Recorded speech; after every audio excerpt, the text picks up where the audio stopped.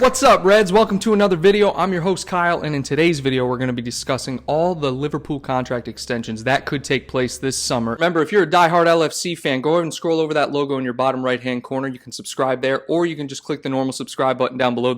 So we've pretty much known this given all the news that came out about the virus and everyone extending contracts because of the virus. So we kind of insinuated that Lallana was going to extend his contract to the end of the year. But anyways, he's 32 years old and he has extended until the end of July. So he will become a free agent at the end of the season. In 128 appearances, the man got 22 goals and 22 assists. He had a great time here. I love the player. In the 16-17 season, he was my favorite player, no question. He will definitely be missed, that's for sure. Now, more news. Liverpool have been in talks with Wijnaldum for a while now, trying to get him to extend his contract. He's entering the last year of his current contract, which currently pays him $75,000 per week. Now, being 29 years old, he's not looking for a super long-term contract, and also given that he has been vocal that he wants to finish his career in the Dutch league where it began. So with that being said, the reports are saying he's looking for a contract of around 3 years, okay? And like I said, he's currently on $75K per week. So he will most likely get a bump to what Adam Lallana was making, which is about £110,000 per week. It only seems fair that you would bump Wijnaldum up to what Lallana was making, given that Lallana is most likely on his way out. And now the fun players, Virgil Van Dijk and Alisson. Liverpool have been vocal ever since the Timo Werner news dropped about him possibly going to Chelsea.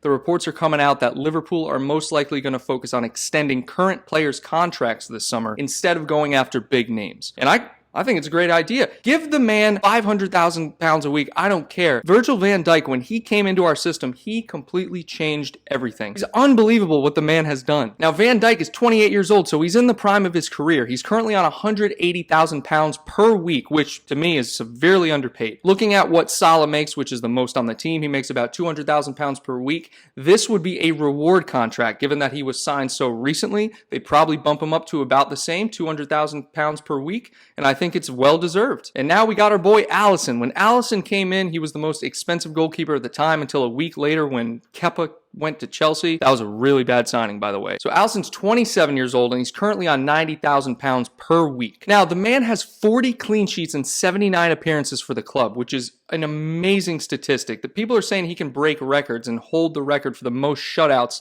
in a Liverpool uniform. Now, if you want to compare his clean sheet to percentage to a player like, say, Oblak is around 41% this season. However, he wasn't injured, okay? So if you look at Alisson's is a 50% clean sheet percentage, but he did miss 8 or 9 games when he went out with that calf injury. You got to think they're looking to give him around a 50% bump. So we're looking at numbers kind of like Henderson and Milner, about 140, 150. I wouldn't be surprised if they gave that to him. I wouldn't be surprised if maybe they only bumped him up to about 125. They most certainly have to break that 110 mark. His contribution to the team is unmistakable, and the same with Van Dijk. The only thing is that contribution probably means a lot. You look at players like Salah. Salah makes $200K a week because he got that rewarded contract after he scored, 50 goals? I mean, it's unbelievable. His contribution and his productivity for the team makes sense as to why they're paying him that much. And then you look at a player like Alisson, the clean sheets, you have to take that into account, and the same goes for Van Dijk. You're both looking at top players with top salaries most likely by the end of this summer. Let me know what you guys think about all the salaries and the potential signings. Do you want to keep Wijnaldum around? Are you happy to see Lallana go? Do you want to keep Lallana around? Or are you happy about Van Dijk and Alisson? Let me know in the comments down below. And of course, if you enjoyed this video,